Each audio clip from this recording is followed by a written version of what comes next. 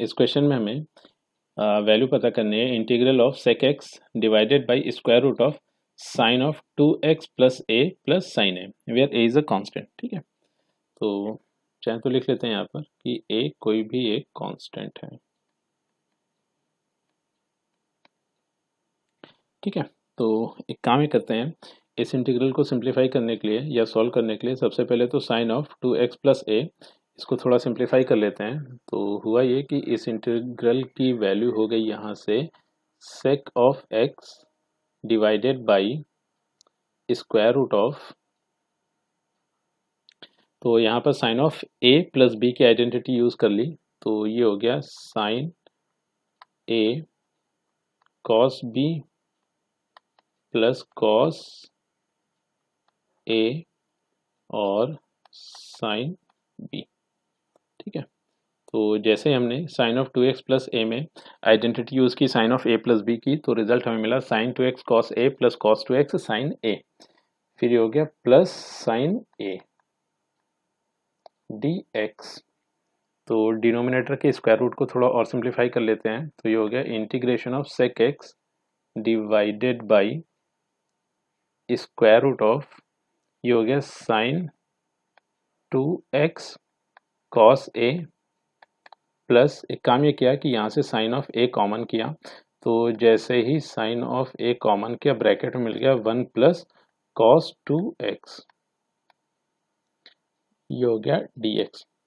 अच्छा, अब एक काम ये कर लेते हैं, डिनोमिनेटर में जैसे ये साइन 2x गिवन है तो इसे साइन एंड कॉस के टर्म्स में रिप्लेस कर देते हैं, और ये जो कॉस 2x दिया गया इसे भी साइन या कॉस के टर्म्स में रिप्लेस कर लेते हैं।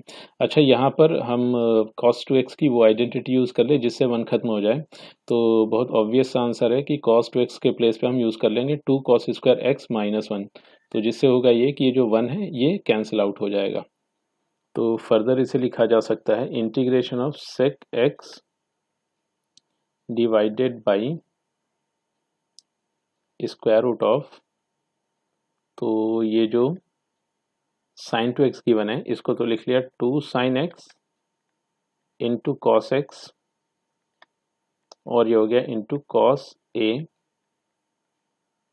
प्लस साइन ए, और ये हो गया 1 plus 2 cos square x minus 1 dx।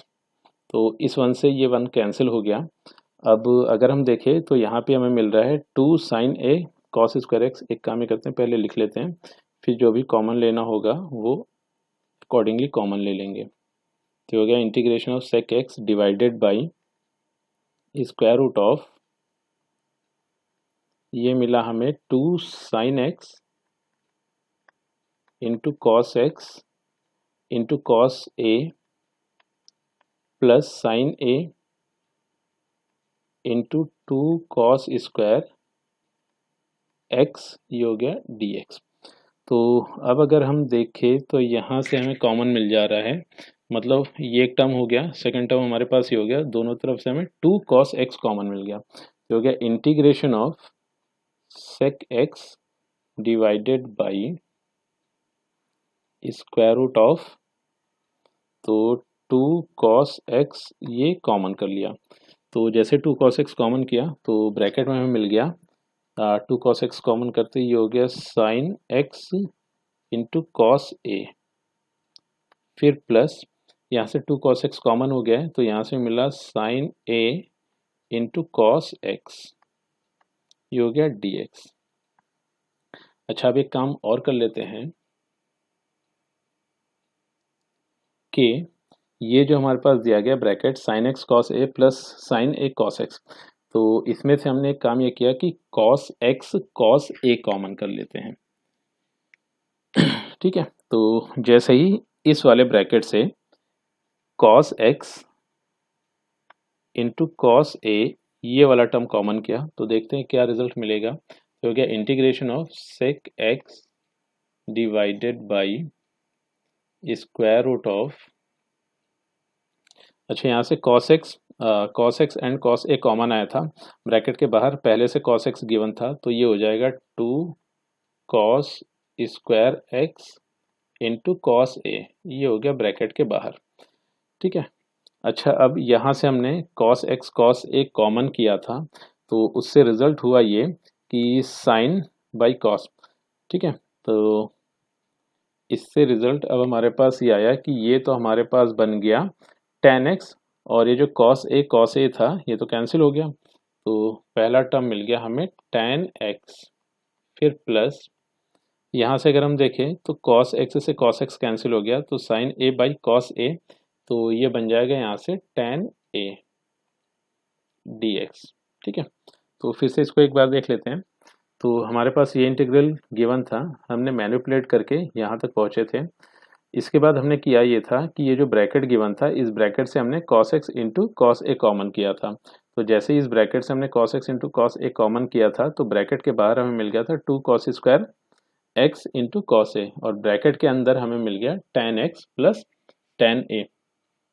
अब एक काम ये कर लेते हैं कि a तो एक कांस्टेंट गिवन था, तो यहाँ से हमने 1/√2 cos a, इसको तो इंटीग्रेशन से बाहर कर लिया, ये हो गया इंटीग्रेशन ऑफ।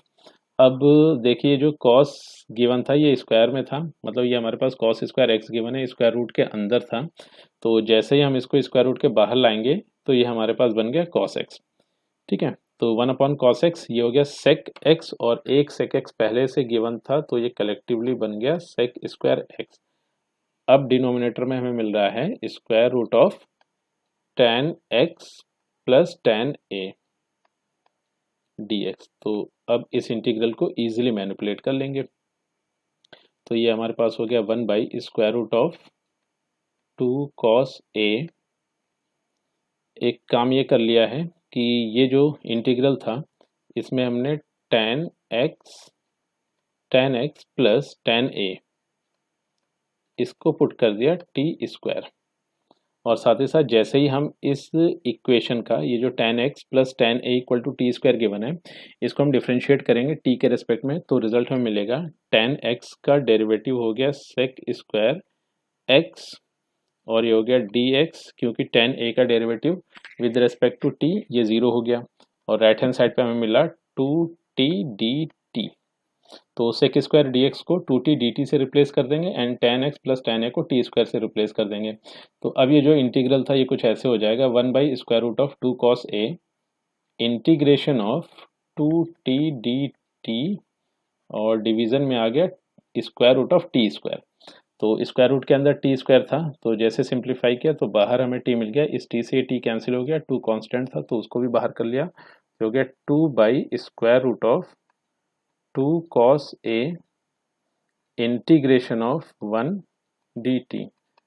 फर्दर सिंप्लीफाई करें तो यहाँ से हमें रिजल्ट मिल गया square root of 2/cos a, और 1 का integration with respect to t, तो ये हो गया t प्लस एक इंटीग्रेशन कांस्टेंट। अब t की वैल्यू यहाँ से हमें मिल जा रही है square root of tan x plus tan a, तो t की वैल्यू यहाँ पर पुट कर देते हैं, फाइनल आंसर हमें मिल जाएगा। तो ये हो गया square root of 2/cos a times square root of tan x plus tan a plus integration constant. तो यही इस क्वेश्चन का आंसर है।